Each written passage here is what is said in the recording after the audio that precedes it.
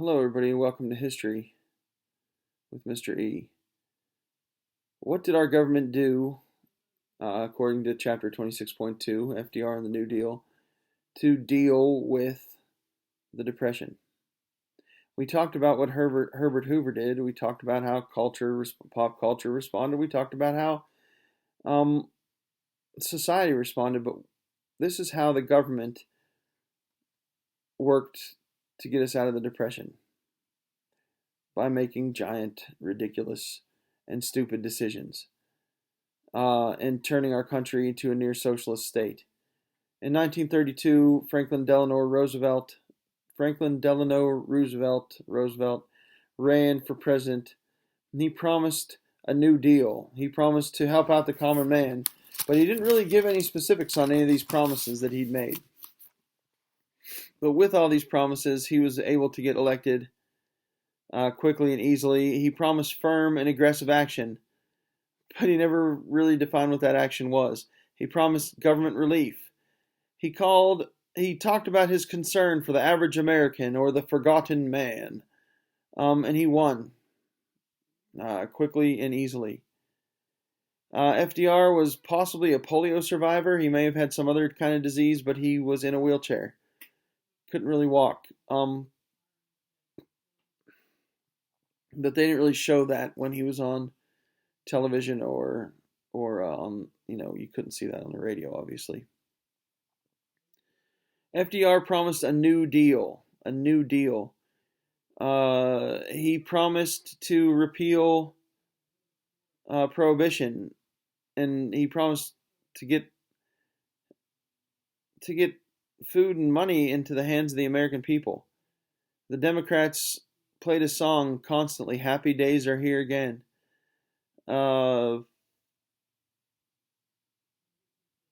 And they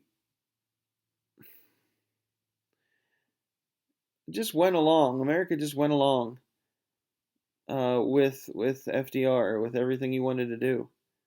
The Democrats were in charge and in power, which isn't particularly a bad thing. It just was a thing. FDR kept saying the only thing to fear is fear itself.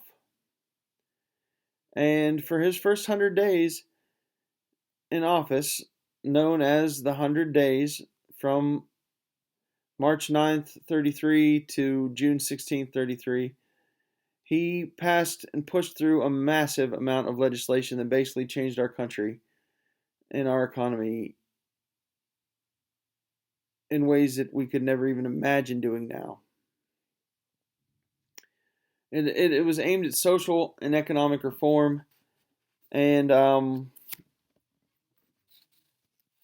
based on something called the Keynesian economic policy.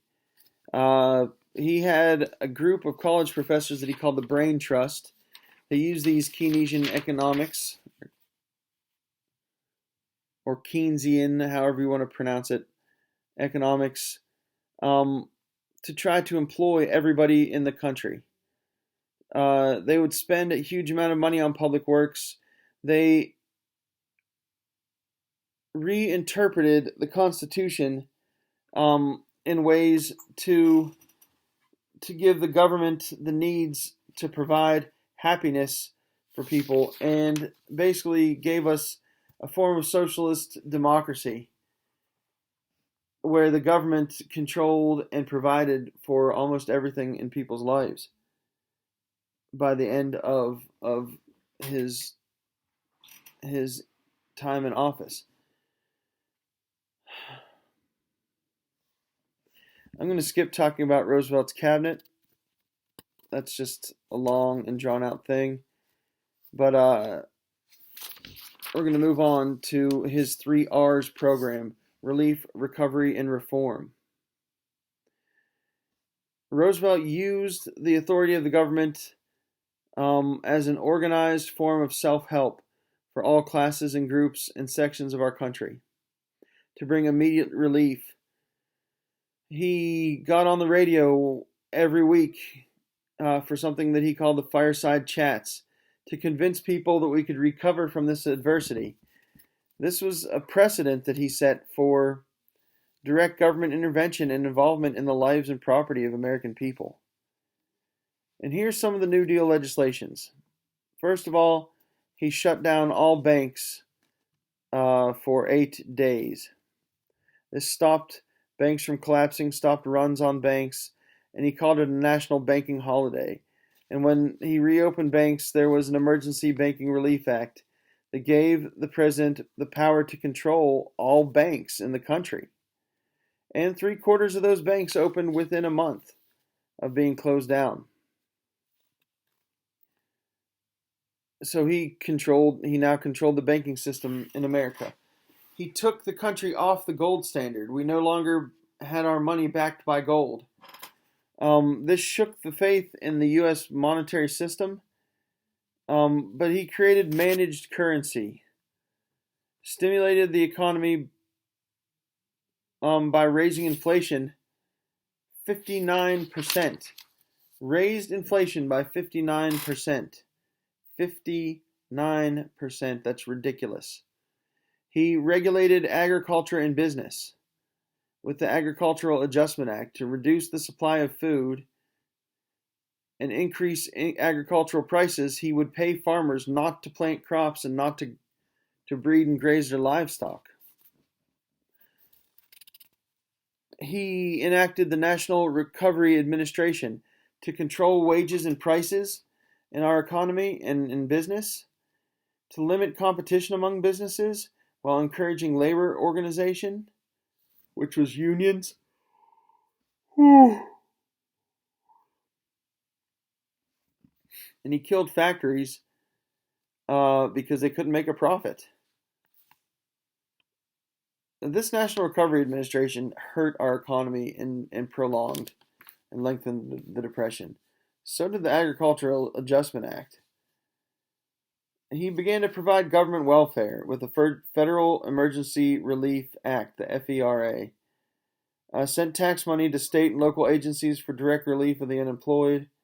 Encouraged people to become dependent upon the government for financial aid. It basically cemented the welfare system as a major part of our economy. He started the Civilian Conservation Corps and the Works Progress Administration. The Civilian Conservation Corps in 1933 had young men work on conservation projects like reforestation, flood control, improving national parks like Mammoth Cave. They built rails down in the parks and steps and things in the parks. The PWA was a Public Works Administration, which did much of the same thing. And the Works Progress Administration, which was the largest of these administrations to give men jobs, was the biggest failure of all of them because there was no chance for doing better in the jobs. There was no chance for getting promotions. The wages were low and poor, and there was a lot of make work, like dig this ditch and then tomorrow fill it in type stuff. Some of the projects were good. They built Cherry Hall at WKU. They did a lot of good things, but then I think they failed on a lot of projects also. The Works Progress Administration employed the jobless on construction and improvement of highways, bridges, parks, sewers, schools, hospitals, and other public holidays. It just didn't work. The National Youth Administration helped high school and college students find part-time employment, and the National Youth Administration worked. Civilian Conservation Corps worked because those kids didn't get paid. They lived in barracks, they wore uniforms, they were fed on a regular basis, and their money went back to their homes and families. The government began to regulate our natural resources when they built the TVA, the Tennessee Valley Authority, in 1933, to put dams and hydroelectric plants on the Tennessee River and its tributaries, and the TVA is still powerful today in the center of the eastern United States. They built transmission lines, they low-cost power to rural areas, they produced fertilizer, they worked on reforestation, flood control, and cheap electricity for the war effort. It was the most far-reaching of all these programs, was the TVA, and it's still around now. If you're in ever drive through Tennessee, you see a lot of signs of the TVA.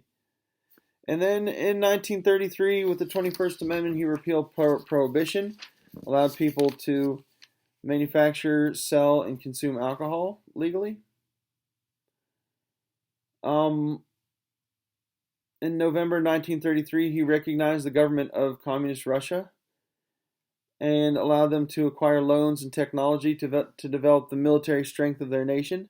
Isn't that great?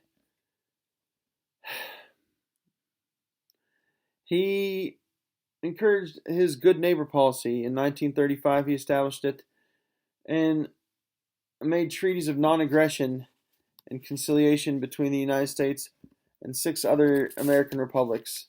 That's, Central and South America, which was a good thing because when World War II rolled around, we weren't fighting with people in South or Central America. There was a lot of opposition to the New Deal. Liberals thought that the government didn't do enough to redistribute the wealth of the nation, which is ludicrous. And conservatives thought that the government was becoming too socialist, which it really was. In 1935, the Supreme Court even challenged the New Deal, and the Agricultural Adjustment Act and the National Recovery Act were deemed unconstitutional. So he came up with the second New Deal. June 1935, came up with several key legislations like the Social Security Act to benefit the elderly and unemployed, the voluntary programs that allowed people to join and just get checks from the government. My parents use Social Security nowadays. I think it's a great thing, but it should only be for the elderly. I don't think that Social Security should be for anybody that can work up to a certain age. That's just my opinion. It started as voluntary and became mandatory. And this increased our personal taxes substantially. But I think it's still a good thing. I think my parents deserve, having worked their entire lives, to receive a little bit of money in Social Security. Because Dad's retirement isn't equal to his previous income, so they need a supplement.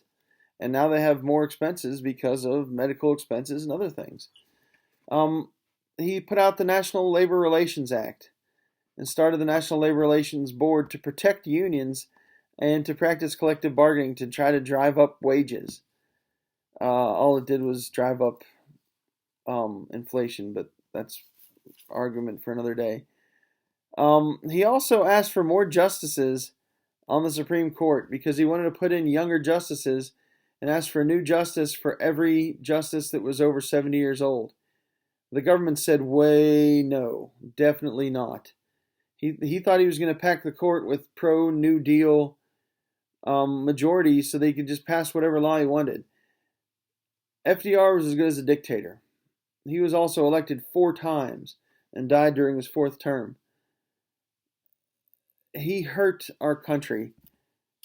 And eventually he did get to put 9 new appointments into the Supreme Court due to deaths of several of the Supreme Court justices.